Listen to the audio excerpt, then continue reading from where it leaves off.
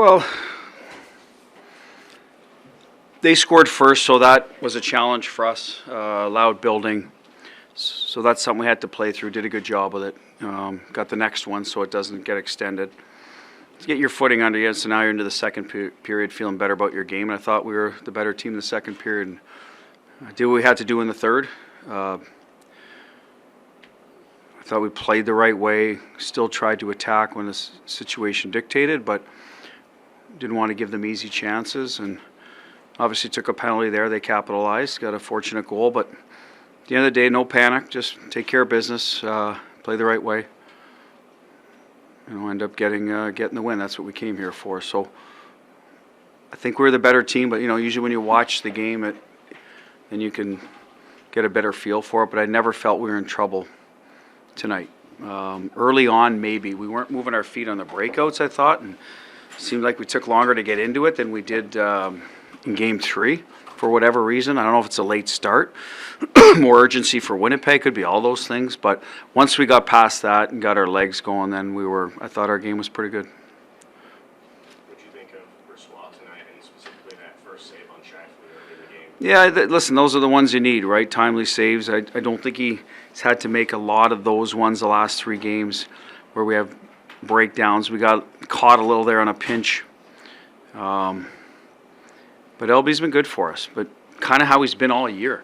I think we play pretty well in front of him, and when we have breakdowns, because we will, we make mistakes like everyone else. He's been really good at that timely save, and I'm not sure what happened to Shifley, if that's when he got hurt on that particular play or what, but at the end of the day, it was a big save for us.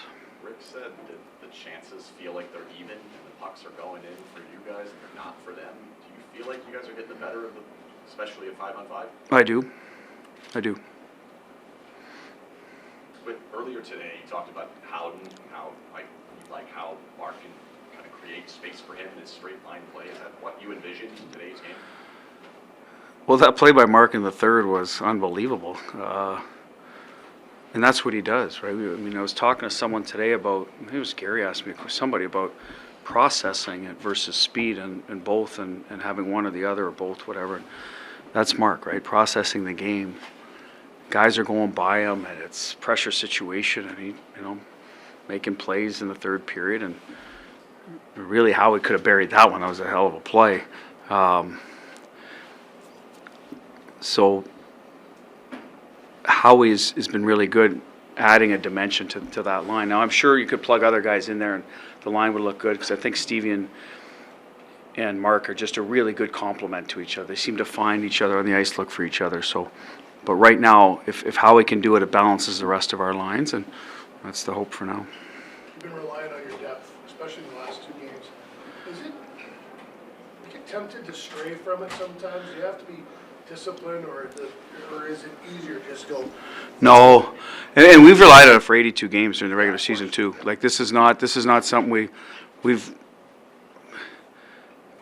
built this on we talked about this at day 1, and we're going to have a 4th line that can help us win, be physical, manage pucks, forecheck, play in the penalty kill, hopefully, and be a line for us that we start and value. So you're going to have to play them to get that response, and we've done that. So, but yes, there's days you want to throw all your eggs in one basket and go. So yes, there is a certain amount of discipline as a coach you have to live with. And I think our record allowed us to do that, Gary. If our record wasn't as good, maybe you would go that way, because you got to do what you got to do, right, in this business to have success. So the plan doesn't always work. It has for us in terms of how we've managed our 4 lines and 3D pairs for that matter. I think we've done a good job of not overextending anybody consistently. Of course, there's going to be times you do it, but in general, we've tried not to do that, and it builds trust, I think, in the group that, hey, I might have a bad shift, or maybe the last game I didn't get it done, but listen, we're going back to it. This is what's made it successful, and that's kind of the messaging that, hey, silently or vocally, that, all right, back to work, let's get it done. You mentioned the PK. What can you do to fix it? Well, the first goal, it's a shot you don't mind giving up. I think Nabber needs to be out a little bit, but he's not bad. So it's outside the dot. The second one, similar shot from the same area. I just think we're trying to clear the puck and we knock it in our own net. So that part of it tonight was unfortunate because I don't think they got all these grade A's, but it's going in the net on us, right? So that's the reality of it. That's the numbers. Talked